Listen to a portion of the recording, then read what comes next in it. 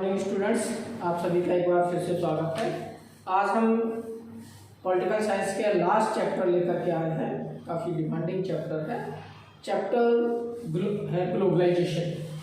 Globalisation वैसे आपने 10th class में भी पढ़ा है। इस बुक में भी अलग अलग चैप्टर्स में हम ग्लोबलाइजेशन के बारे में पढ़ते आ रहे हैं और इस लास्ट चैप्टर में हम फाइनल कंक्लूजन के रूप में ग्लोबलाइजेशन को पढ़ने जा रहे हैं। और जैसा कि यहाँ पर मेंशन है हमारे बोर्ड में कि हम इसमें what we are going to study, क्या क्या पढ़ना है हमें इसमें, तो हम पढ़ेंगे कॉन्सेप्ट ऑफ ग्लोबलाइजेशन। ग्लोबलाइजेशन का कॉन्सेप्ट क्या है, किस तरीके से ग्लोबलाइजेशन जो है काम करता है, वर्क करता है दुनिया में, कैसे इकोनॉमी को इफेक्ट कर रहा है, पॉलिटिक्स को इफेक्ट कर रहा है, सोसाइटी को इफेक्ट कर रहा है, डिफरेंट लाइफ के जो सेगमेंट्स हैं उनको अलग अलग ढंग से इफेक्ट कर रहा है। कंज्यूमर्स को भी इफेक्ट कर रहा है, वर्कर्स को भी इफेक्ट कर रहा है, प्रोड्यूसर्स को भी इफेक्ट कर रहा है, यानी कि सोसाइटी के सभी सेक्टर्स को इफेक्ट कर रहा है। प्राइमरी सेक्टर को भी इफेक्ट कर रहा है, सेकेंडरी सेक्टर को भी इफेक्ट कर रहा है, टर्सरी सेक्टर को भी इफेक्ट कर रहा है। तो बहुत सारे इफेक्ट्स हैं इसके, वही हम सब पढ़ेंगे। कॉजेज ऑफ ग्लोबलाइजेशन, क्या कारण है कि हमको ग्लोबलाइजेशन करना पड़ रहा है। 1950 से लेकर के 1990 तक इंडिया मॉडर्न ग्लोबलाइजेशन का हिस्सा नहीं था, लेकिन हमको ग्लोबलाइजेशन का हिस्सा बनना पड़ा, हमको ग्लोबलाइजेशन का पार्ट बनना पड़ा। तो उसके कॉजेज क्या हैं, क्यों हम ग्लोबलाइजेशन का पार्ट बने, या पूरी दुनिया में आज जो ग्लोबलाइजेशन इतना बढ़ रहा है, इतना सफल हो रहा है, उसके पीछे के कॉजेज क्या है। पॉलिटिकल कॉन्सिक्वेंसेस, इसके पॉलिटिकल कॉन्सिक्वेंसेस क्या है, पॉलिटिकल इफेक्ट क्या है इसके, कैसे ग्लोबलाइजेशन पॉलिटिक्स को इफेक्ट कर रहा है या पॉलिटिक्स ग्लोबलाइजेशन को इफेक्ट कर रही है, ये इसमें हम पढ़ेंगे। इकोनॉमिक कॉन्सिक्वेंसेस, ग्लोबलाइजेशन के इकोनॉमी पर क्या क्या इफेक्ट आ रहे हैं, किस तरीके से किसी भी कंट्री को इफेक्ट करता है ग्लोबलाइजेशन, खास करके रिच कंट्रीज को कैसे इफेक्ट करता है, पुअर कंट्रीज को कैसे इफेक्ट करता है। अलग अलग कंट्रीज का अलग अलग कॉन्सेप्ट है ग्लोबलाइजेशन का, अलग अलग इफेक्ट हो रहा है, जिसकी जितनी भागीदारी उसकी उतनी हिस्सेदारी के हिसाब से अलग अलग तरीके से इफेक्ट करता है। कल्चरल कॉन्सिक्वेंसेस, ये हमारे कल्चर को भी काफी इफेक्ट कर रहा है, यानी कि ग्लोबलाइजेशन की वजह से आज हमारा लाइफ स्टाइल बदला है, हमारा पहनावा बदला है, हमारा खान पीन बदला है, हमारी रहन सहन का तरीका बदला है, बहुत सारा स्टैंडर्ड में हमारे चेंज आया है। तो बहुत कल्चरल कॉन्सिक्वेंसेस भी है इसके। इंडिया एंड ग्लोबलाइजेशन, इंडिया का ग्लोबलाइजेशन पर, ग्लोबलाइजेशन का इंडिया पर क्या इफेक्ट है, कैसे इंडिया ग्लोबलाइजेशन का हिस्सा बना और धीरे धीरे और ज़्यादा आगे बढ़ता जा रहा है, क्या इफेक्ट हो रहे हैं, है ना, कौन कौन सी कॉजेज हैं, वो इसमें हम पढ़ेंगे। रेसिस्टेंस टू ग्लोबलाइजेशन, अब ग्लोबलाइजेशन पहले तो स्टार्टिंग में सबने एक्सेप्ट किया, सबने स्वीकार किया, लेकिन अब उसको रेसिस्ट भी किया जा रहा है, विरोध हो रहा है उसका। बहुत सारे देश ग्लोबलाइजेशन को अनफेयर बता रहे हैं, फेयरनेस नहीं है ग्लोबलाइजेशन में, सभी कंट्रीज को इसका फायदा नहीं मिल रहा। डेवलप कंट्रीज को ज्यादा मिल रहा है, पुअर कंट्रीज को नहीं मिल रहा, डेवलपिंग कंट्रीज को नहीं मिल रहा, रिच पीपल को मिल रहा है, पुअर पीपल को नहीं मिल रहा, इसलिए रेसिस्टेंस हो रहा है। India and resistance to globalization, Hindustan में किस तरीके से ग्लोबलाइजेशन का विरोध हो रहा है, उसके पीछे के कारण क्या है, तो ये सब इस चैप्टर में हम पढ़ने जा रहे हैं। वैसे तो आप लोगों ने बहुत कुछ पढ़ा है इसके बारे में, लेकिन ग्लोबलाइजेशन क्या है और किस तरीके से हमको इफेक्ट करता है, इसके कुछ स्टोरीज आपकी बुक में दी है। इसमें दिया है कि एक व्यक्ति है जो कॉल सेंटर में काम करता है ना। अब कॉल सेंटर में जब वो जाता है, वैसे उसका नाम जनार्दन है, लेकिन वहाँ वो जॉन हो जाता है। क्यों जॉन हो जाता है, क्योंकि उसके जो कस्टमर्स हैं वो डिफरेंट कंट्रीज के हैं वर्ल्ड में, यानी कि उसको अपना नाम बदलना पड़ता है। जनार्दन बड़ा ऑड सा नाम लगता है यूरोपियन कंट्रीज के लोगों को या डिफरेंट कंट्रीज के लोगों को, है ना। हमारे यहाँ तो जनार्दन भगवान को कहा जाता है, लेकिन दुनिया में ग्लोबलाइजेशन के वर्ल्ड में ये सब नहीं चलता। आपको अपनी एक अलग पहचान बनानी पड़ती है, तो वो जॉन के नाम से काम करता है। और हिंदुस्तान में बैठ करके, इंडिया के किसी कॉल सेंटर में बैठ करके, इंडिया के किसी शहर में बैठ करके, नोएडा में बैठ के, मुंबई में बैठ के, कोलकाता में बैठ के, चेन्नई में बैठ के, हैदराबाद में बैठ करके दुनिया भर के कस्टमर से वो बात करता है, उनको डील करता है और उनकी प्रॉब्लम्स को सॉल्व करता है। तो हम ग्लोबलाइजेशन का हिस्सा है, टेली कम्युनिकेशन के द्वारा कॉल सेंटर्स उसका एक पार्ट है। Ramdhari has gone shopping two by a birthday gift for a 9-year-old daughter, दूसरी एक स्टोरी यहाँ पर आती है। कि एक व्यक्ति है वो अपनी डॉटर के लिए बर्थडे गिफ्ट लेने गया है। अब वो देख रहा है कि इंडियन प्रोडक्ट्स बहुत महंगे हैं, देखने में भी उतने अच्छे नहीं हैं, बहुत अच्छे नहीं लगते। तो ऐसी स्थिति में वो क्या करता है, वो चाइनीज आइटम खरीद लेता है। चाइनीज आइटम क्यों खरीद लेता है, क्योंकि चाइनीज आइटम सस्ता है, उसके बजट में आता है। वो मीडियम लोअर क्लास का व्यक्ति है, वो बहुत महंगा गिफ्ट नहीं खरीद सकता बच्चे के लिए, उसकी इकोनॉमिक कैपेसिटी इतनी नहीं है, इसलिए वो चाइनीज खरीद लेता है, जो देखने में भी बहुत अच्छा है और सस्ता भी बहुत है। यानी कि किस तरीके से ग्लोबलाइजेशन हमारी मार्केट को कैप्चर कर रहा है। चाइना ग्लोबलाइजेशन का लाभ लेकर के, चाइना जैसे देश हमारी मार्केट को कैसे कैप्चर कर रहे हैं और कैसे कंज्यूमर्स को चीप रेट्स में ज्यादा चॉइसेस मिल रही हैं, ये स्टोरी ये डेवलप करती है। तीसरा है कि एक महिला जो है जॉब करती है, जॉब करने जाती है और उसके घर में एक उसका जॉब करना एक इतिहास लिखने जैसा है। क्यों इतिहास लिखने जैसा है, क्योंकि आज तक उसके परिवार की किसी महिला ने जॉब नहीं किया, नौकरी नहीं की, उसको मौका मिला है तो वो चाहती है कि वो अपना इंडिपेंडेंट कैरियर बनाए, है ना। उसके परिवार में किसी ने सोचा भी नहीं था, उसके रिलेटिव्स में भी ऐसा कोई नहीं था, बहुत विरोध भी हुआ उसका, लेकिन एट लास्ट उसने ज्वाइन किया न्यू अपॉर्चुनिटीज को और वो काम कर रही है। तो ये तीनों ही स्टोरी, और काम क्यों मिल गया उसको, क्योंकि ग्लोबलाइजेशन की वजह से आज फीमेल सेंटर्ड बहुत सारे जॉब मार्केट में आए हैं, जिनमें महिलाएं आसानी से जॉब कर सकती हैं। उनके नेचर के हिसाब से बहुत सारे जॉब अवेलेबल हैं जिनमें वो जाकर के काम कर सकती हैं, स्पेशली सॉफ्टवेयर कंपनीज में काम कर सकती हैं, बैंकिंग सेक्टर में काम कर सकती हैं, टीचिंग सेक्टर में काम कर सकती हैं। तो कुछ नए सेक्टर्स क्रिएट हुए हैं जिनका फायदा महिलाओं को भी मिल रहा है। यानी कि ये स्टोरी ये बताती है कि female are also the part of globalization, they are getting benefit from it. महिलाएं भी ग्लोबलाइजेशन का हिस्सा है, वैश्वीकरण का हिस्सा है और उनको इसका फायदा मिल पा रहा है।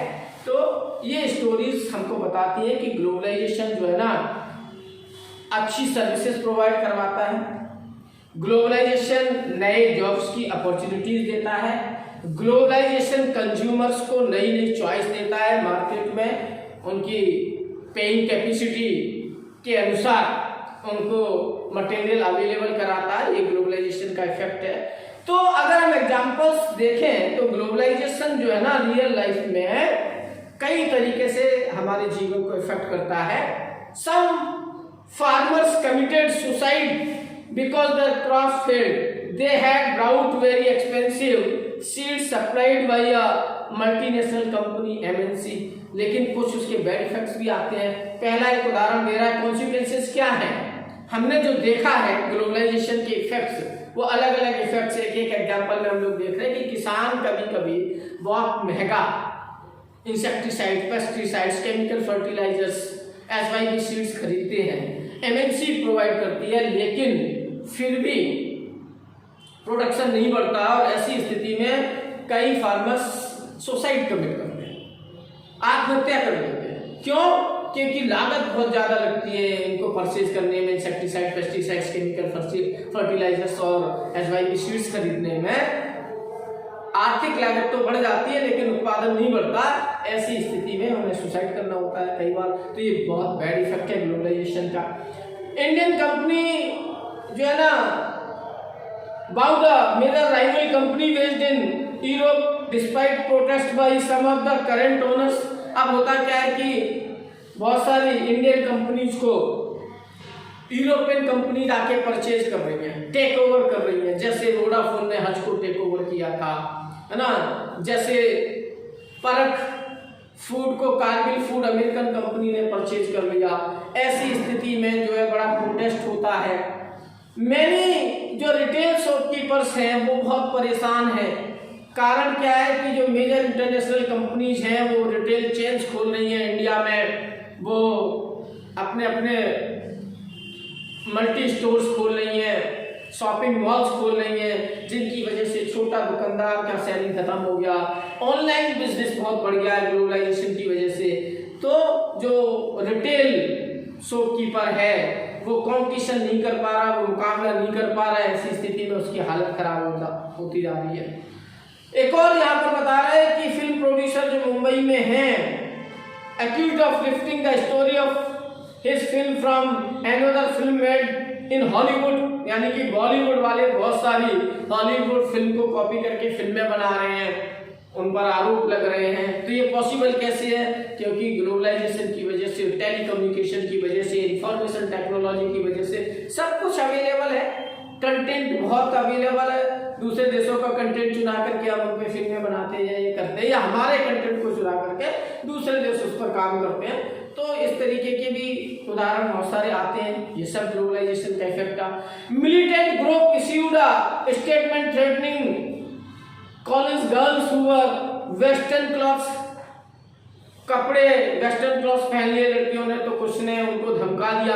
अब धमकाने का माध्यम अलग हो गया है, पहले पत्रों से धमकाया जाता था या सामने जा करके, अब होता क्या है कि ईमेल भेज दिया, व्हाट्सएप मैसेज कर दिया, फेसबुक पर मैसेज कर दिया, है ना। बहुत सारे तरीके हैं, इंटरनेट को यूज करके, सोशल मीडिया को यूज करके लोग करते हैं। तो ये सारे जो एग्जाम्पल हैं ये दिखाते हैं कि ग्लोबलाइजेशन किस तरीके से हमारी लाइफ को इफेक्ट कर रहा है। ग्लोबलाइजेशन पॉजिटिव भी है और नेगेटिव भी है, दोनों तरीके के उसके इफेक्ट्स हमको देखने को मिल रहे हैं। पॉजिटिव कॉन्सिक्वेंसेस भी देखने को मिल रहे हैं और नेगेटिव कॉन्सिक्वेंसेस भी देखने को मिल रहे हैं। ग्लोबलाइजेशन जो है ना, नेगेटिव कॉन्सिक्वेंसेस बहुत हैं, पॉजिटिव से ज्यादा हैं। आप किसी को सोशल मीडिया के द्वारा धमकी दे देना, ये क्या है? नेगेटिव कॉन्सिक्वेंस है। कोई रिटेल का जो शॉपकीपर है, वो मॉल्स की चेन आने की वजह से उसकी सेलिंग खत्म हो गई, उसकी इकोनॉमिक कंडीशन खराब हो रही है, ये नेगेटिव कॉन्सिक्वेंस है। बहुत सारे स्मॉल स्केल मैन्युफैक्चरर्स जो हैं वो मल्टीनेशनल कंपनीज के साथ कंपटीशन नहीं कर पा रहे हैं, ये नेगेटिव कॉन्सिक्वेंस है। फार्मर्स को सुसाइड करना पड़ रहा है, ये क्या है? ये नेगेटिव कॉन्सिक्वेंस है। तो बहुत सारे ऐसे कॉन्सिक्वेंसेस हैं जो ग्लोबलाइजेशन की वजह से लाइफ को खराब कर रहे हैं, है ना। तो globalization need not only about the economic issues nor is the direction of influence always from the rich to the poor countries. Globalization जो है इसका जो डायरेक्शन है ना, हमेशा rich to the poor countries की तरफ है। पहले रिच को फायदा मिलता है, पुअर कंट्रीज को उतना फायदा नहीं मिलता। पुअर कंट्रीज पर इसका बैड इफेक्ट हो रहा है ना। Much of these usages tends to be emphasised, it becomes important to clarify what we mean by globalisation. इसलिए ग्लोबलाइजेशन को समझने की जरूरत है। ग्लोबलाइजेशन का मतलब क्या है? ग्लोबलाइजेशन का मतलब है transportation of goods from one country to another country, migration of people from one country to another country, capital movement from one country to another country, goods movement from one country to another country, ideas and technologies movement from one country to another country। एक देश से दूसरे देश में ideas का transfer होना, पैसे का ट्रांसफर होना, लोगों का माइग्रेट कर जाना, सामान का आना और जाना, वस्तुओं का आदान और प्रदान होना, ये सब ग्लोबलाइजेशन है। आज के समय में आप देखते हैं कि हम दुनिया भर की चीजें अपने इंडियन मार्केट्स में परचेज कर सकते हैं, तो ये ग्लोबलाइजेशन है। ग्लोबलाइजेशन मल्टी डिमेंशनल कॉन्सेप्ट है इसके, ये कई तरीके से हमारी लाइफ को इफेक्ट करता है। ये डिफरेंट सर्किल्स में लाइफ के हमारे जो है ना इंटरफियर करता है। It has political, economic, cultural manifestation. इसके इकोनॉमिक इफेक्ट भी है, कल्चरल इफेक्ट भी है, पॉलिटिकल इफेक्ट भी है ना, और डिस्ट्रीब्यूट करता है या सोसाइटी को कई तरीकों से। It is wrong to assume that globalization has purely economic dimensions. ये कहना गलत है कि ग्लोबलाइजेशन के सिर्फ इकोनॉमिक इफेक्ट्स हैं, ग्लोबलाइजेशन के इफेक्ट्स पॉलिटिकल भी हैं। पॉलिटिक्स बहुत चलती है ग्लोबलाइजेशन में। WTO जैसे जो ऑर्गेनाइजेशन है वो रिच कंट्रीज के इशारे पर काम करते हैं और इसका बेनिफिट रिच कंट्रीज को ज्यादा मिलता है, पुअर कंट्रीज को उतना नहीं मिलता। इसलिए ये कहना कि सिर्फ इकोनॉमिक इफेक्ट है, पॉलिटिकल इफेक्ट्स भी है। किस तरीके के हम रिलेशंस बना रहे हैं दूसरे कंट्रीज के साथ, फॉरेन अफेयर्स को बहुत ज्यादा, विदेशी मामलों को बहुत ज्यादा इफेक्ट करता है ग्लोबलाइजेशन। आपके रिश्ते किसी कंट्री के साथ तब बहुत अच्छे हो जाएंगे जब आप उसके साथ ज्यादा व्यापार करेंगे। किसी के साथ आप कम व्यापार करेंगे तो उसको लगता है कि कंट्री हमको इग्नोर कर रहा है, हमारे साथ ज्यादा व्यापार नहीं कर रहा है, टर्नओवर नहीं कर रहा है, तो वो आपके साथ पॉलिटिकल रिलेशंस नहीं बनाएगा, यानी कि आपके विदेशी रिश्ते उसके साथ खराब हो जाएंगे। तो ग्लोबलाइजेशन पॉलिटिक्स को भी इफेक्ट करता है, इकोनॉमी को भी इफेक्ट करता है, सोसाइटी को बहुत तरीके से इफेक्ट करता है। आज हम हिंदुस्तान में रहकर के दुनिया भर के कपड़े पहनते हैं, दुनिया भर की कंपनियों के गैजेट्स यूज करते हैं, खाने पीने के लिए आज हम जो चाइनीज फूड, वेस्टर्न फूड खूब यूज करते हैं, पिज्जा, बर्गर, है ना, चाउमीन वगैरह, मतलब दुनिया भर का फूड हमारी फूड्स में सम्मिलित हो गया है। तो हमारी फूड हैबिट्स को इफेक्ट कर रहा है, हमारी कल्चर और ट्रेडिशन को भी इफेक्ट कर रहा है। आज लोग हॉलीवुड की मूवीज देखते हैं, पॉप सॉन्ग गाते हैं, तो ये क्या है? ये कल्चरल इफेक्ट है। हम ऐसे कपड़े पहनते हैं जो भारतीय पोशाक नहीं है, ये क्या है? ये कल्चरल इफेक्ट है। तो बहुत बदला है, हमारा लिविंग स्टाइल बदला है, लिविंग स्टैंडर्ड बदला है, हमारी अर्थव्यवस्था जिस तरीके से बदली है, तो बहुत इफेक्ट आए। It effects some societies more than other and some parts of some societies more than others. हाँ, लेकिन इसका इफेक्ट इक्वल सब पर है ऐसा नहीं है। कुछ सोसाइटीज पर इसका इफेक्ट ज्यादा और कुछ पर कम है। जो डेवलप्ड कंट्रीज हैं उन्होंने ज्यादा इसको अडॉप्ट किया है क्योंकि उनके पास सुविधाएं ज्यादा हैं, वो पहले से अच्छी इंफॉर्मेशन टेक्नोलॉजी को यूज कर रहे हैं, उनकी पेइंग कैपेसिटी ज्यादा है, इसलिए वो सारी चीजें परचेज कर सकते हैं जो हम इंडियन नहीं कर सकते, क्योंकि हमारा इकोनॉमिक, हमारा पर कैपिटा इनकम उतना अच्छा नहीं है, हमारा इकोनॉमिक स्टेटस उतना अच्छा नहीं है। इसकी वजह से कुछ बैड इफेक्ट्स हमारे ऊपर आ रहे हैं। And it is important to avoid drawing general conclusions about the impact of globalization without paying sufficient attention to specific context। Her context में अलग अलग इसके यूज हैं, ऐसा नहीं है कि इसके सिर्फ नुकसान ही हो रहे हैं, तो फायदे भी हो रहे हैं। एफडीआई के द्वारा बहुत सारी मल्टीनेशनल कंपनीज दुनिया भर से आकर के हिंदुस्तान में इन्वेस्ट कर रही हैं, वो अपनी इंडस्ट्रीज फैक्ट्रीज यहाँ आकर के लगा रही हैं। इसका फायदा क्या हो रहा है? हमारे लोगों को रोजगार मिल रहा है, हमारे लोगों को वो चीजें मिल रही है जो पहले अवेलेबल नहीं होती थी। आज कंज्यूमर के पास बहुत ज्यादा चॉइस है मार्केट में और उसकी वजह से वो सस्ती और अच्छी चीज और एक प्रॉपर, देखिए पूरे दुनिया में आज जो रेट्स हैं चीजों के वो लगभग एक हो गए। अब मोनोपोली नहीं चल रही। पहले 1950 से लेकर के 1990 के बीच में इंडियन प्रोडक्ट्स ही मार्केट्स में अवेलेबल थे, जिस रेट्स पर वो बेचते थे हमको परचेज करना होता था। आज दुनिया भर की कंपनी बेच रही है। अगर भारतीय कंपनी कोई सामान बहुत महंगा बेचेंगी तो आप विदेशी खरीद लीजिए, है ना। और विदेशी कंपनियां भी महंगा नहीं बेच सकती क्योंकि इंडियन मार्केट में इंडियन चीज भी अवेलेबल है। इसलिए जो कंपटीशन बढ़ा है इसका इफेक्ट जो कई तरीके से आया है। नेक्स्ट आपका टॉपिक है कॉजेस ऑफ ग्लोबलाइजेशन। कॉजेस क्या है ग्लोबलाइजेशन के, है ना। What accounts for globalisation? तो globalisation is about the flows of ideas, capital, commodities and people. मैंने आपको पहले ही बताया था कि ग्लोबलाइजेशन क्या है? फ्लो है। किसका फ्लो? आइडियाज का, विचारों का। नए नए आइडियाज पूरी दुनिया में फैलते हैं। कैपिटल, पूंजी जाती है। भाई मान लीजिए कि कोई अमेरिकन कंपनी इंडिया में आकर के अपनी कंपनी लगा रही है, अपनी यूनिट लगा रही है, मैन्युफैक्चरिंग यूनिट लगा रही है, तो बहुत सा पैसा आकर के यहाँ इन्वेस्ट करती है। क्या? लैंड परचेज करने में, बिल्डिंग कंस्ट्रक्ट करने में, रॉ मटेरियल परचेज करने में और लेबर को भी पे करती है। इस सब की वजह से जो इंफ्रास्ट्रक्चरल डेवलपमेंट हो रहा है वो तो हो ही रहा है, साथ में बहुत सारे लोगों को रोजगार मिल रहा है और सरकार को भी पैसा मिल रहा है।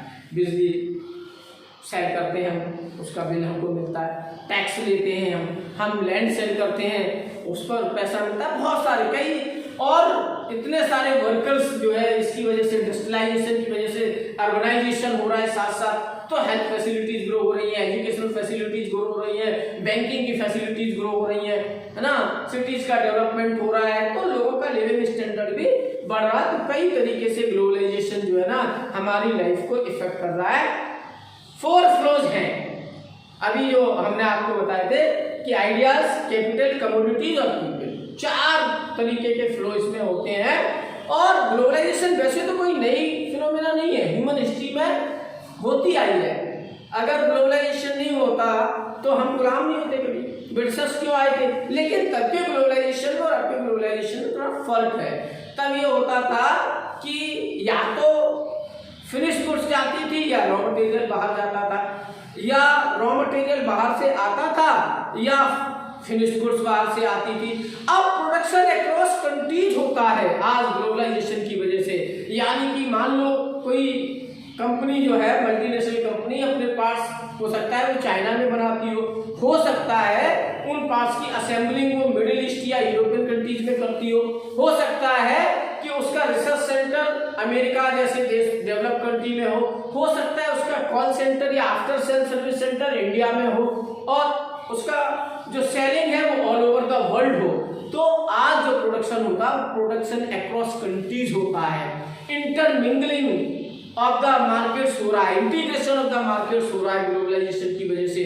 पूरी दुनिया एक दूसरे के साथ मिलकर के काम कर रही है।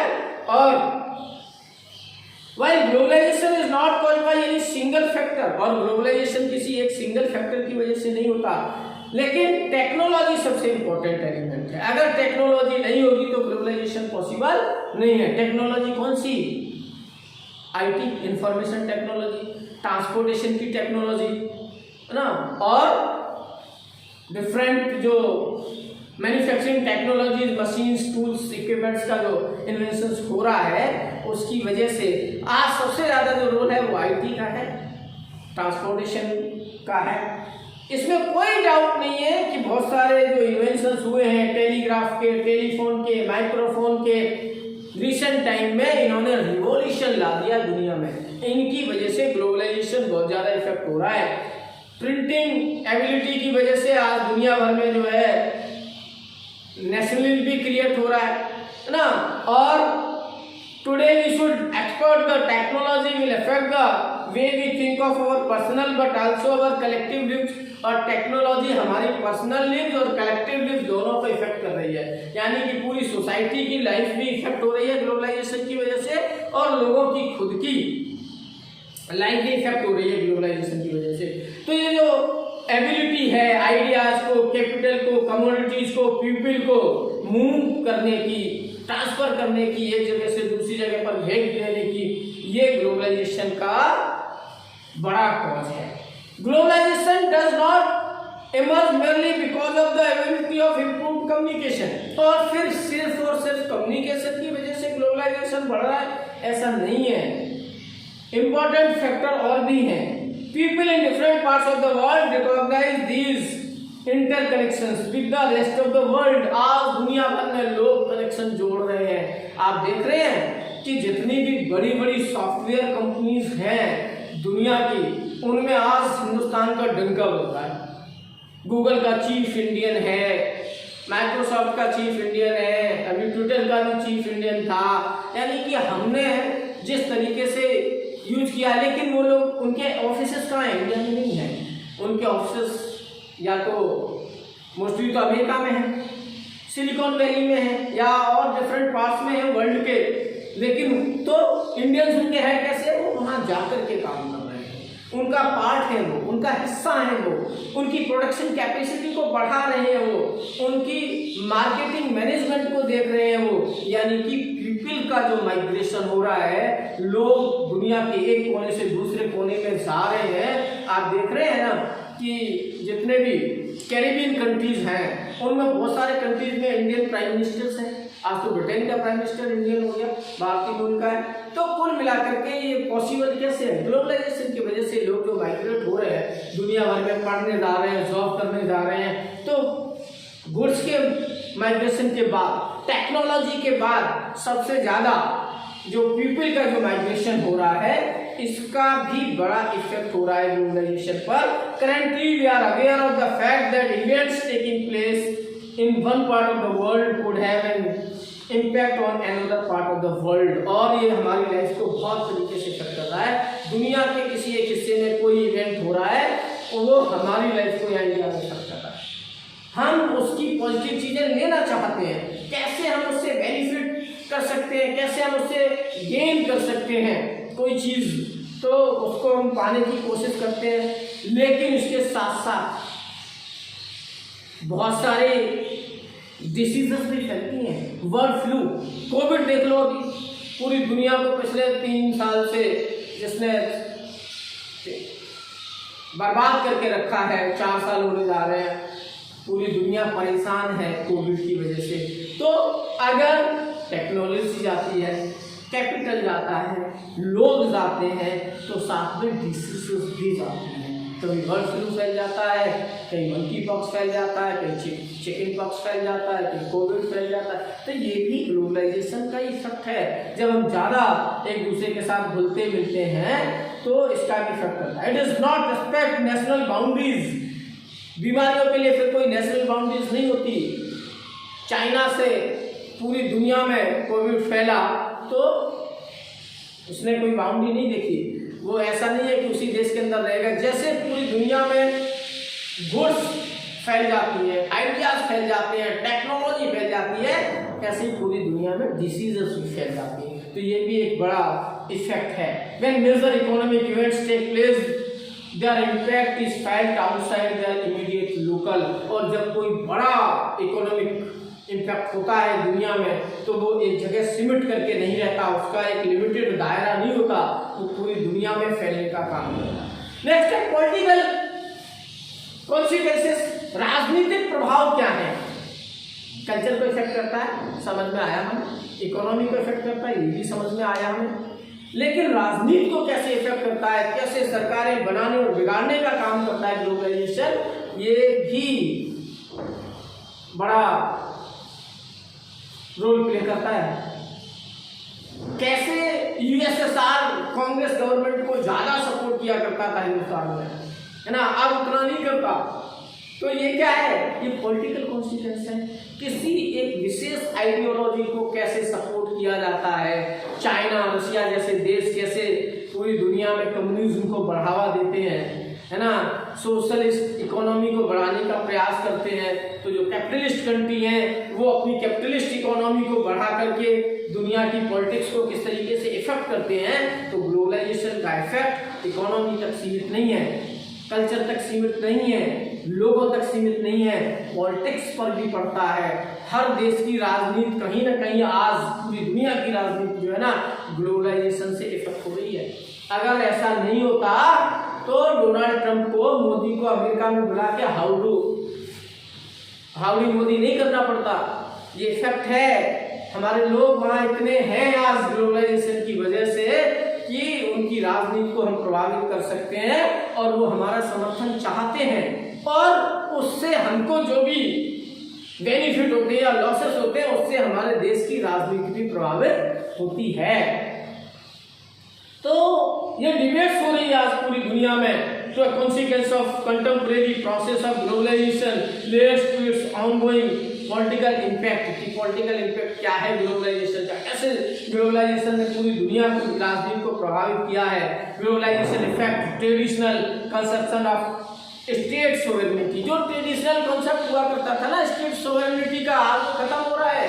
आज हमको मौका देना पड़ रहा है अपने यहाँ आने के लिए दुनिया के दूसरे देश के लोगों को। इससे हमारी राजनीति इफेक्ट होगी। बहुत ज़्यादा इकोनॉमिक पॉलिसीज हमको चेंज करनी पड़ रही है। बहुत सारे दुनिया के देश जो अपने आप को सोशलिस्ट कंट्री कहते थे आज कैपिटलिस्ट हो गए।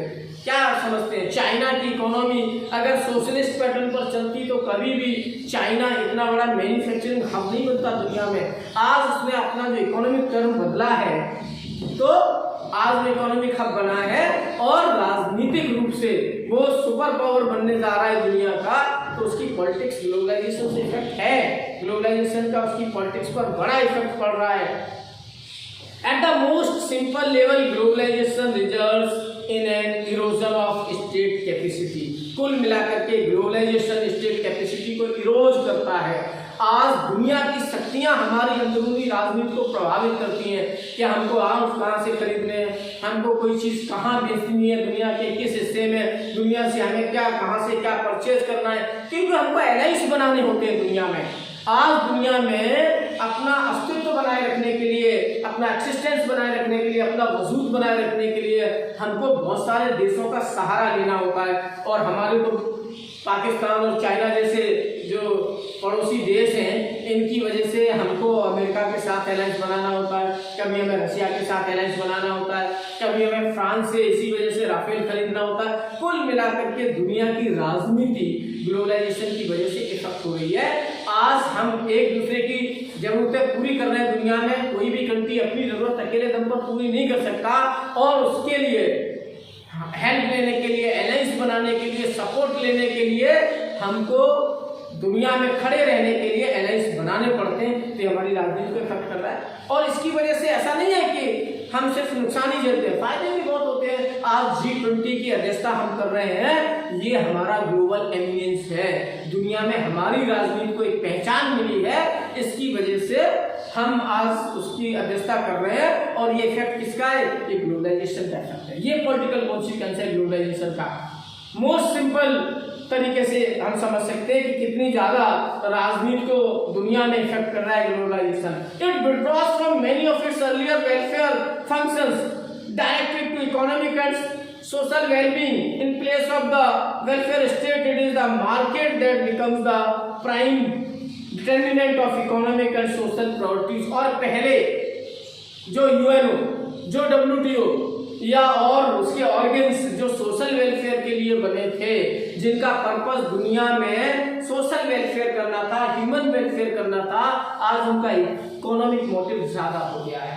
आज जो डेवलप्ड कंट्रीज हैं पूरी दुनिया में अपनी इकोनॉमी को एनहेंस करने के लिए हर देश की राजनीति को प्रभावित करने की कोशिश करते हैं। किस तरीके से चाइना पाकिस्तान को कैप्चर करता जा रहा है, उसके एरियाज पर कब्जा करता जा रहा है, कॉरिडोर्स बना रहा है, बहुत सारे प्रोजेक्ट्स वहां चला रहा है। क्यों?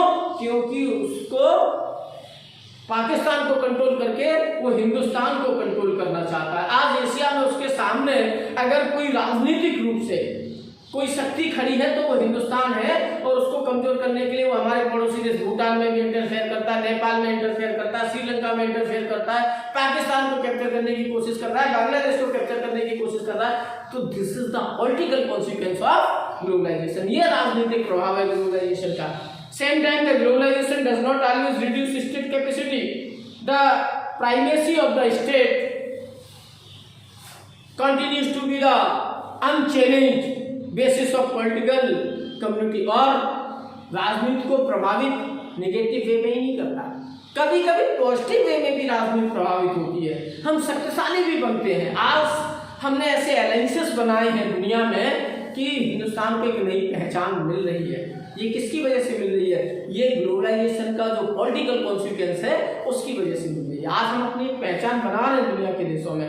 State continues to discharge the essential functions, law and order, national security, and consciously withdraws from certain domains from which it wishes to. States continue to be important.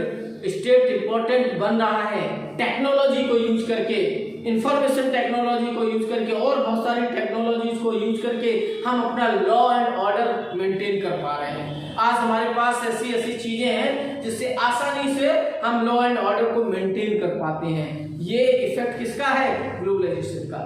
जो रडार की टेक्नोलॉजी या IT की technology या internet की technology आज दुनिया में हमें फायदा भी पहुंचा रही है, हमें राजनीतिक रूप से मजबूत बना रही है, तो वास्तव में बहुत सारे ऐसे कैपेसिटीज हम रिसीव कर रहे हैं, बूस्टअप कर रहे हैं अपने कॉन्सिक्वेंसेस को। ग्लोबलाइजेशन की कॉन्सिक्वेंसेस की वजह से हमने टेक्नोलॉजी को एनहेंस किया है और state collect information about the citizens, आसानी से आधार कार्ड वगैरह बना करके टेक्निकल तरीके से हम अपने नागरिकों की जानकारी को इकट्ठा कर पा रहे हैं, है ना।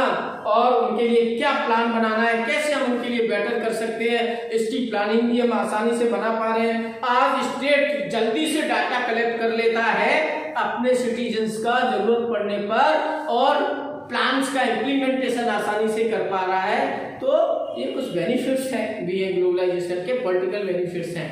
इकोनॉमिक कॉन्सिक्वेंसेस, अर्थव्यवस्थाओं को कैसे प्रभावित करता है, इकोनॉमी कैसे इफेक्ट होती है ग्लोबलाइजेशन की वजह से, आज पूरी दुनिया को कैसे इसने इफेक्ट किया। तो everything will not be known about the economic facts of the globalization. This particular dimension shapes a large part of the content of direction of contemporary debate surrounding the globalization. अगर जब हम globalisation की बात करते हैं तो एक बड़ा जो इफेक्ट होता है, सबसे ज्यादा जो इफेक्ट किसी चीज पर होता है दुनिया में, ग्लोबलाइजेशन का तो इकोनॉमी पर होता है, इकोनॉमिक कॉन्सिक्वेंसेस बहुत ज्यादा है ग्लोबलाइजेशन के।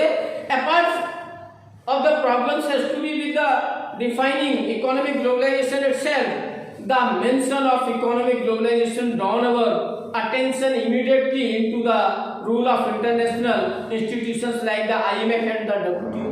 आज IMF international monetary fund, WTO world trade organization, world bank, ये ऐसे ऑर्गेनाइजेशंस हैं जो इकोनॉमिक हेल्प कर रहे हैं दुनिया में बैकवर्ड कंट्रीज की, डेवलपिंग कंट्रीज के, डाउन ट्रोडन कंट्रीज को फंड प्रोवाइड करवा रहे हैं। जरूरत पड़ने पर अगर कोई डिजास्टर आ जाता है तो वहां जाकर के मदद भी करते हैं। तो ये इकोनॉमिक कॉन्सिक्वेंसेस है। प्रोडक्शन तो हो ही रहा है, कंज्यूमर्स पर इफेक्ट हो रहा है, वर्कर्स पर कभी नेगेटिव इफेक्ट भी हो रहा है तो कुछ पॉजिटिव भी हो रहा है। ज्यादा लोगों को रोजगार मिल रहा है लेकिन जॉब सिक्योरिटी थोड़ा कम हो रही है, कंज्यूमर्स को सस्ते में अच्छी चीजें मिल रही है, ये इकोनॉमिक इफेक्ट है ना। तो कुछ पॉजिटिव कुछ नेगेटिव। हालांकि जो स्मॉल स्केल मैन्युफैक्चरर्स हैं वो कंपटीशन नहीं कर पा रहे हैं एमएनसीज के साथ में, मल्टीनेशनल कॉर्पोरेशंस के साथ में, तो बैड इफेक्ट्स भी हैं। तो दोनों तरीके के इफेक्ट्स हैं ग्लोबलाइजेशन के, पॉजिटिव और नेगेटिव भी। Must broader way of understanding of economic globalization requires to look at the distribution of economic gains. हमें समझना होगा कि इकोनॉमिक गेन्स का डिस्ट्रीब्यूशन कैसे हो रहा है। तो डिस्ट्रीब्यूशन में आप समझ लीजिए जो रिच कंज्यूमर्स हैं उनको फायदा मिल रहा है। कैसे मिल रहा है? सस्ती चीज मिल रही है, चॉइस ज्यादा मिल रही है मार्केट में, है ना। वो आसानी से जो भी परचेज करना चाहते हैं वो परचेज कर पा रहे हैं। लेकिन जो स्मॉल स्केल मैन्युफैक्चरर्स है या छोटा जो कंज्यूमर है, पुअर कंज्यूमर, उसको उतना ज्यादा बेनिफिट्स नहीं मिल रहा। तो who gets the most from globalization and who gets less, indeed who loses from it. बहुत सारे लोगों को लॉस भी हो रहा है, स्मॉल स्केल मैन्युफैक्चरर्स को, पैसे वाले लोगों को फायदा हो रहा है, गरीब लोगों को उतना फायदा नहीं हो रहा है। मैन्युफैक्चरर्स को फायदा हो रहा है, वर्कर्स को फायदा नहीं हो रहा है। तो often called economic globalization usually involves greater economic flows among different countries of the world। तो दुनिया में ये जो फ्लो हो रहा है आइडियाज का, गुड्स का, पीपल का, टेक्नोलॉजी का, कैपिटल का, ये इकोनॉमिक इफेक्ट ही है ग्लोबलाइजेशन का। पूरी दुनिया इससे इफेक्ट है किसी न किसी तरीके से। Some of this is voluntary and some forced by international institutions. अब इसमें कुछ तो वॉलंटरी है, हम अपनी मर्जी से कर रहे हैं, किसी देश से कुछ खरीद रहे हैं, किसी को कुछ बेच रहे हैं, कुछ फोर्सफुली भी है। WTO ऐसा प्रेशर बनाता है हमको कि हमको फ्री एंड फेयर ग्लोबलाइजेशन के लिए स्ट्रगल करना पड़ रहा है। WTO कहता है देखो ट्रेड फ्री करो, सब ट्रेड फ्री करो। अब ट्रेड फ्री करने में क्या होता है कि जो रिच कंट्रीज हैं वो सस्ते में चीजें बना पा रहे हैं, उनके पास अच्छी टेक्नोलॉजी है, उनके पास ज्यादा कैपिटल इन्वेस्टमेंट की क्षमता है। उस स्थिति में होता ये है कि जो हम जैसे देश हैं, हिंदुस्तान जैसे देश, डेवलपिंग कंट्रीज, उनके पास उतनी अच्छी टेक्नोलॉजी नहीं है, उनकी आज भी जो प्रोडक्शन की लागत है वो बहुत ज्यादा है और उस स्थिति में वो कंपटीशन नहीं कर पाते। लेकिन फोर्सफुली हमें ग्लोबलाइजेशन का हिस्सा बनना पड़ता है, क्योंकि अगर हम नहीं बनेंगे तो जो जरूरत की चीजें हैं वो हमको सप्लाई बंद कर दी जाएगी। हमको दुनिया का, हमारी जो कंपनीज दुनिया में जाकर के मार्केटिंग कर रही है वो नहीं कर पाएंगी। तो इसलिए हमको फोर्सफुली भी कई बार जो है ना ग्लोबलाइजेशन में शामिल होना पड़ता है। Capital, people and idea. Globalization has involve greater trade in communities across the world. आज दुनिया में ग्लोबलाइजेशन की वजह से ग्रेटर ट्रेड हो रहा है कम्युनिटीज का। ग्लोबलाइजेशन का कैपिटल पर भी इफेक्ट पड़ रहा है, पीपल और आइडियाज पर भी इफेक्ट हो रहा है। Different countries on allowing the imports of other countries have been reduced। और बहुत ज़्यादा जो है जो रिस्ट्रिक्शंस थे पहले, जैसे हम ही रिस्ट्रिक्शंस लगाए हुए थे 1950 से 1990 तक, वो हमने कम किए हैं। यानी कि ट्रेड बैरियर्स खत्म हो रहे हैं आज दुनिया में, लिबरलाइजेशन हो रहा है ट्रेड का, पॉलिसीज सरल हो रही हैं, आसानी से दुनिया में हम व्यापार कर पा रहे हैं। ये ग्लोबलाइजेशन का इफेक्ट है। Restrictions on movements of capital across countries have also been reduced। Restriction खत्म हो रहा है मूवमेंट पर, लोगों के मूवमेंट पर भी खत्म हो रहा है, कैपिटल के मूवमेंट पर भी खत्म हो रहा है, गुड्स और कमोडिटीज के मूवमेंट पर भी खत्म हो रहा है, टेक्नोलॉजी के मूवमेंट पर भी खत्म हो रहा है। Globalization has also led to the flow of ideas across national boundaries. आज पूरी दुनिया में एक आइडिया कहीं से निकलता है, अमेरिका से, फ्रांस से, जापान से, जर्मनी से या हिंदुस्तान से, वो पूरी दुनिया में तुरंत पहुंचता है। आइडियाज का ट्रांसफर बड़ी तेजी से हो रहा है। Developed countries have carefully guarded their borders with visa policies to ensure, लेकिन कहीं ना कहीं हमें, हम जैसे कंट्रीज को नुकसान भी होता है, क्योंकि जो रिच कंट्रीज है वो हमको वीजा नहीं देना चाहते, है ना। वो कहते हैं कि हम बीपीओज के द्वारा, बिजनेस प्रोसेस आउटसोर्सिंग के द्वारा उनके जॉब छीन रहे हैं, है ना, हिंदुस्तान में बैठ करके छीन रहे हैं, वहां जा रहे हैं तो उनकी कंपनीज में हम काम कर रहे हैं। आज हालत ये है कि अमेरिका में गवर्नमेंट जॉब्स में नेटिव अमेरिकन से इंडियन का परसेंटेज ज्यादा है। आज हालत ये है कि जो इंडियंस अमेरिका में रह रहे हैं उनकी annual income American native citizen से ज्यादा है। इसलिए घबराए हुए हैं दुनिया के रिच कंट्रीज, वो हमको वीजा नहीं देते, रिस्ट्रिक्शंस लगा रहे हैं, है ना। तो ये भी इफेक्ट है। And think about the consequences of globalization. It is necessary to keep in mind that the same set of policies do not lead to the same results everywhere. और एक जैसी पॉलिसी आप पूरी दुनिया में लागू करेंगे तो एक जैसा रिजल्ट नहीं आएगा। जो पॉलिसी अमेरिका में लागू हो सकती है वो हिंदुस्तान में नहीं हो सकती। हमारी पॉपुलेशन बहुत ज्यादा है, हमारे यहाँ पॉवर्टी ज्यादा है, हमारे यहाँ इलिटरेसी ज्यादा है, हमारी पर कैपिटा इनकम कम है। एक जैसी पॉलिसीज अमेरिका और हिंदुस्तान नहीं फॉलो कर सकते, उसमें अंतर होना चाहिए। लेकिन ये जो यूएनओ या डब्ल्यूटीओ या ये ऑर्गेनाइजेशंस जो है ना पूरी दुनिया के लिए एक जैसी पॉलिसीज बनाते हैं, तो इसका फायदा डेवलप्ड कंट्रीज को तो मिलता है, हमको नहीं मिलता। Economic globalization has created an intense division of opinion all over the world. इसकी वजह से पूरी दुनिया में ओपिनियन बदला है, लोगों की सोच बदली है ना। जस्टिस नहीं हो रहा। हम फ्री और फेयर ग्लोबलाइजेशन के लिए स्ट्रगल कर रहे हैं दुनिया भर में। They point out that it is likely to benefit only a small section of the population while impoverishing those who were dependent on the government for jobs and welfare. ये small section को फायदा पहुंचा रहा है, जो trend लोग हैं, skilled लोग हैं, उनको फायदा हो रहा है, रिच कंट्रीज को फायदा हो रहा है। लेकिन जो डिपेंडेंट है गवर्नमेंट के ऊपर, उनको इसका कोई फायदा नहीं हो रहा, उनका इससे वेलफेयर नहीं हो रहा। They have emphasized the need to ensure institutional safeguard और क्रिएटिंग सोशल सेफ्टी नेट्स। उनको सोशल सेफ्टी नेट्स की जरूरत है, सरकारों को उनके लिए काम करने की जरूरत है, नहीं तो ग्लोबलाइजेशन में वो पीछे रह जा रहे हैं। Many movements all over the world feel that safety nets are insufficient और अनवर्केबल। और जो सेफ्टी नेट्स बनाए भी गए हैं, पुअर कंट्रीज, पूरी दुनिया में डेवलपिंग कंट्रीज, पुअर पीपल सोच रहे हैं कि काफी नहीं है। स्मॉल स्केल मैन्युफैक्चरर कंपटीशन नहीं कर पा रहे, उनका प्रोडक्शन खत्म होता जा रहा है, वो केवल मल्टीनेशनल कंपनीज के लिए सप्लायर का काम करने के लायक रह गए हैं। वो उनके ऑर्डर्स पर काम करते हैं और उनकी बनाई हुई पॉलिसीज को उनको इंप्लीमेंट करना होता है। बहुत सारी मल्टीनेशनल कंपनीज आज दुनिया में इतनी ताकतवर है कि उनकी इकोनॉमी बहुत सारे कंट्रीज की इकोनॉमी से ज्यादा है। ऐसी स्थिति में वो कुछ भी कर सकते हैं, वो खरीद सकते हैं किसी देश को। हालत ये हो गई है और इस स्थिति में वो जैसी पॉलिसी चाहते हैं वैसी बनाते हैं और मजबूरी में हमको एक्सेप्ट करनी पड़ती है। जो लेबर लॉज है ना इंडिया में, ग्लोबलाइजेशन की वजह से बहुत ज्यादा इफेक्ट हुए हैं। बहुत सारे लोगों की जॉब चली गई। आज इंडिया में उतनी परमानेंट जॉब नहीं है प्राइवेट सेक्टर में जैसी पहले हुआ करती थी। आज वर्किंग आवर्स बढ़ा दिए गए हैं, टारगेट सेटिंग पॉलिसीज आ रही है। अब आवर ऑफ वर्क का मतलब नहीं रह गया, आपको इतना टारगेट पूरा करना है, 10 घंटे में करिए, 15 घंटे में करिए, कितने में भी करिए, करना ही है। इस तरीके के जो कॉन्सेप्ट्स आ रहे हैं, इसका इफेक्ट हुआ है। Advocates of economic globalization argue that it generates greater economic growth and well-being for larger section of the population। लेकिन जो ग्लोबलाइजेशन के फेवर में वो लोग कहते हैं कि नहीं, ये तो दुनिया में ज्यादा से ज्यादा लोगों को फायदा पहुंच रहा है, ज्यादा से ज्यादा पॉपुलेशन जो है इसकी वजह से फायदा पा रही है। Greater trade among countries allow each economy to do what it does best. हर दुनिया की हर अर्थव्यवस्था जो बेस्ट करना चाहती है वो करने का मौका ग्लोबलाइजेशन दे रहा है। ये कौन कह रहा है? जो एडवोकेट्स हैं ग्लोबलाइजेशन के, ग्लोबलाइजेशन की जो एडवोकेसी करते हैं, उन लोगों का ऐसा कहना है। They also argue that economic globalization is inevitable and it is not wise to resist the march of history. और बोले इतिहास के आधार पर आज ग्लोबलाइजेशन रियलिटी है दुनिया की। हिस्ट्री को देख करके हम इसको रेसिस्ट नहीं कर सकते, रोक नहीं सकते। जो देश आज ग्लोबलाइजेशन का हिस्सा नहीं होगा वो अलग थलग पड़ जाएगा दुनिया से, कोई मदद करने वाला नहीं है उसकी। तो ग्लोबलाइजेशन के कुछ अच्छे इफेक्ट्स भी हैं।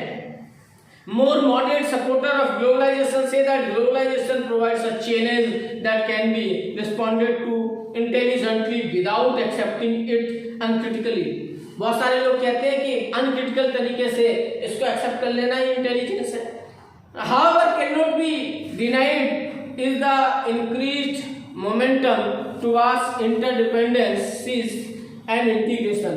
इंटरडिपेंडेंसीज और इंटीग्रेशन जो है ना वो ग्लोबलाइजेशन की वजह से बढ़ रहा है। नेक्स्ट है कल्चरल कॉन्सिक्वेंसेस। ग्लोबलाइजेशन के कल्चरल कॉन्सिक्वेंसेस क्या है? तो पॉलिटिक्स को तो इफेक्ट ये कर ही रहा है, इकोनॉमी को इफेक्ट कर रहा है, कल्चर को भी इफेक्ट कर रहा है। आज हॉलीवुड की मूवीज पूरी दुनिया में देखी जा रही है, हमारी बॉलीवुड मूवीज भी पूरी दुनिया देख रहा है। दुनिया कैसे कपड़े पहन रही है वैसे हम हिंदुस्तान में पहनना चाह रहे हैं, तो ये कल्चरल इफेक्ट है। दुनिया क्या खा रही है वो हम हिंदुस्तान में खाना चाह रहे हैं, तो ये क्या है? कल्चरल इफेक्ट्स है। तो हमारी फूड हैबिट्स बदली हैं, हमारी कल्चर को बहुत तरीके से ग्लोबलाइजेशन ने इफेक्ट किया है। It does so because globalisation lead to the rise of uniform culture और what is called cultural homogenisation. Cultural homogenisation जो हो गया है पूरी दुनिया की एक कल्चर, यानी कि ग्लोबलाइजेशन की वजह से वर्ल्ड कल्चर डेवलप हो रहा है। इंडियन कल्चर नहीं, अमेरिकन कल्चर नहीं, चाइनीज कल्चर नहीं, पूरी दुनिया का कल्चर का इंटरमिंगलिंग हो गया है, इंटीग्रेशन हो गया है। और ये जो होमोजीनियस कल्चर है ना ये पूरी दुनिया को इफेक्ट कर रही है, पूरी दुनिया की एक जैसी कल्चर हो रही है। यूएस इकोनॉमी की वजह से हमने देख रहे हैं कि किस तरीके से पूरी दुनिया का कल्चर इफेक्ट हो रहा है। American way of life does the culture of the politically and economically dominant society leaves its imprint on less powerful society। जो डोमिनेंट कल्चर है ना वो लेस डेवलप्ड सोसाइटीज पर अपना इफेक्ट छोड़ रही है और हम अंधे बन करके उनको फॉलो करने का प्रयास कर रहे हैं, इससे हमारी कल्चर इफेक्ट हो रही है। Same time it would be a mistake to assume that cultural consequences of globalization are only negative। लेकिन ये सिर्फ नेगेटिव इफेक्ट नहीं है। आज हम दुनिया भर की लैंग्वेज सीख रहे हैं, आज हम दुनिया भर में अच्छी हैबिट्स जो हैं डेवलपिंग वो सीख रहे हैं। मेडिकल कॉन्सिक्वेंसेस जो है ना बहुत हो रहे हैं, अच्छे तरीके से हम जो है इलाज कर पा रहे हैं, एक दूसरे की मदद कर पा रहे हैं, है ना। तो ये भी इफेक्ट है, केवल नेगेटिव इफेक्ट नहीं है, बहुत सारे पॉजिटिव इफेक्ट भी हैं। आज खादी कुर्ता और जीन्स पूरी दुनिया में पहनी जा रही है, यानी कि हमने खादी को पूरी दुनिया में पहुंचा दिया है, इंडियन कल्चर पूरी दुनिया में फैलती जा रही है। तो cultural homogenization is an aspect of globalization, ये भी ग्लोबलाइजेशन का इफेक्ट है। India and globalization next topic है। तो इंडिया को ग्लोबलाइजेशन ने किस तरीके से इफेक्ट किया है? तो during the colonial period as a consequence of Britain imperial ambition India became an exporter of primary goods, raw materials and consumer of finished goods. जब ब्रिटिशर्स यहाँ पर थे उस समय हम केवल रॉ मटेरियल सप्लाई करते थे, कंज्यूमर गुड्स उनसे खरीदते थे, केवल कंज्यूमर गुड्स का मार्केट हमारे यहाँ था। लेकिन in 1991 responding to a financial crisis and to the desire for the higher rates of economic growth, India embarked on a program of economic reforms। 1991 के बाद हम भी इकोनॉमिक रिफॉर्म्स का प्रोग्राम लेकर के आए हैं और it is too early to say how good this has been for India. ये कहना तो जल्दबाजी होगी कि इंडिया के लिए कितना अच्छा है, पॉजिटिव है कि निगेटिव है, लेकिन कहीं ना कहीं बेनिफिट्स इसको हमें मिल रहे हैं और growth are share so that everyone is better off. और आज जरूरत है कि इसका ग्रोथ सबको शेयर किया जाए ताकि हम बेटर ऑफ हो जाए। नेक्स्ट है रेसिस्टेंस टू ग्लोबलाइजेशन। पूरी दुनिया ग्लोबलाइजेशन का विरोध भी कर रही है। इसके कारण क्या है? कारण ये है कि critics of globalisation make a variety of arguments. बहुत सारे आर्गुमेंट्स आ रहे हैं। Those on the left argue that contemporary globalisation represents a particular phase of global capitalism. जो कम्युनिस्ट लोग हैं, जो सोशलिस्ट हैं, वो कह रहे हैं कि ये तो कैपिटलिस्ट को फायदा पहुंचाने वाली पॉलिसी है, जो कैपिटलिस्ट कंट्री है उनको फायदा हो रहा है, रिच कंट्रीज को फायदा हो रहा है ना। Political rights express anxiety over the political economic and cultural effects. बहुत सारे जो पॉलिटिकल राइटिस्ट हैं वो कहते हैं कि इसका कल्चर पर बैड इफेक्ट है, इसका पॉलिटिक्स पर बैड इफेक्ट है, इसका इकोनॉमी पर भी बैड इफेक्ट है। Economically they want a return to self reliance and protectionism at last in certain areas of worried that traditional culture will be harmed and people will lose their age-old values and ways। लोग कह रहे हैं कि हम पुरानी culture tradition को भूल जाएंगे, एज ओल्ड जो हमारे वैल्यूज हैं, वेज है, वो धीरे धीरे खत्म होते जा रहे हैं, खोते जा रहे हैं ग्लोबलाइजेशन की वजह से। तो it is important to note that anti globalisation movements to participate in global network. और एंटी ग्लोबलाइजेशन भी जो नेटवर्क है, मूवमेंट्स हैं, वो पूरी दुनिया में ग्लोबलाइजेशन की वजह से ही फैल पा रहे हैं। ग्लोबलाइजेशन की वजह से हम पूरी दुनिया में एंटी ग्लोबलाइजेशन मूवमेंट चला पा रहे हैं। Many anti globalisation movements are not oppose to the idea of globalisation. बहुत सारे लोग ग्लोबलाइजेशन के आइडिया को विरोध नहीं कर रहे हैं, per se as much as they are oppose to a specific programme of globalisation.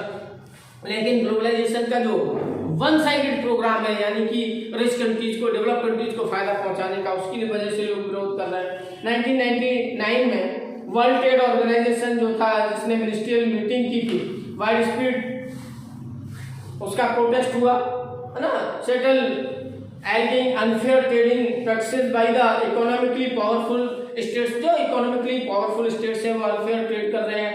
World social forum WSF is another global platform which brings together a wide coalition compared of human rights. तो WSF पूरी दुनिया में human rights की बात कर रहा है। Environmentalist जो है, एनवायरमेंटल डिग्रेडेशन हो रहा है ग्लोबलाइजेशन की वजह से, उसकी बात कर रहे हैं, है ना। और बहुत सारे रिपोर्ट है। ब्राजील में 2001 में WSF की मीटिंग हुई और वहां पर ये कहा गया कि इसकी वजह से बहुत नुकसान हो रहा है। India and resistant to globalisation. India जो है ना, has been India's experience in resisting globalisation. India भी ग्लोबलाइजेशन का रेसिस्ट करता है। सोशल मूवमेंट्स बहुत सारे चल रहे हैं कि हमारी कल्चर, हमारी ट्रेडिशन खत्म होती जा रही है। World around the finding ways to deal with matters that trouble them. बहुत सारे ऐसे मैटर्स हैं जो हमको ट्रबल कर रहे हैं। These have been left wing protest to economic liberalisation. जो लेफ्ट विंग है वो इकोनॉमिक लिबरलाइजेशन की बात कर रही है। वो कैपिटलिस्ट जो इकोनॉमी ग्रो कर रही है पूरी दुनिया में, उसके खिलाफ एक आंदोलन चला रहे हैं कि ग्लोबलाइजेशन की वजह से कैपिटलिज्म खत्म हो रहा है और लोग सोशल वेलफेयर से दूर जा रहे हैं। Resistance to globalization has also come from the political right. This has taken the form of objecting particularly to various cultural influences। और cultural influences की वजह से जो राइटिस्ट हैं, पॉलिटिकल राइटिस्ट, वो भी कई बार विरोध करते हैं। Ranging from the availability of foreign TV channels provided by cable networks, celebrations of Valentine's day. आज हम दुनिया में Valentine day, chocolate day, hug day, ये फालतू के जो डेज मनाने की जो कल्चर आ रही है, इसका पॉलिटिकल राइटिस्ट भी विरोध कर रहे हैं। तो कुल मिलाकर के ग्लोबलाइजेशन के bad effects, positive effects, negative effects दोनों ही हैं, और वो किस तरीके से हमको इफेक्ट कर रहे हैं ये चैप्टर में हमने समझा, और इसी के साथ ये चैप्टर समाप्त होता है। Thank you, have a nice day.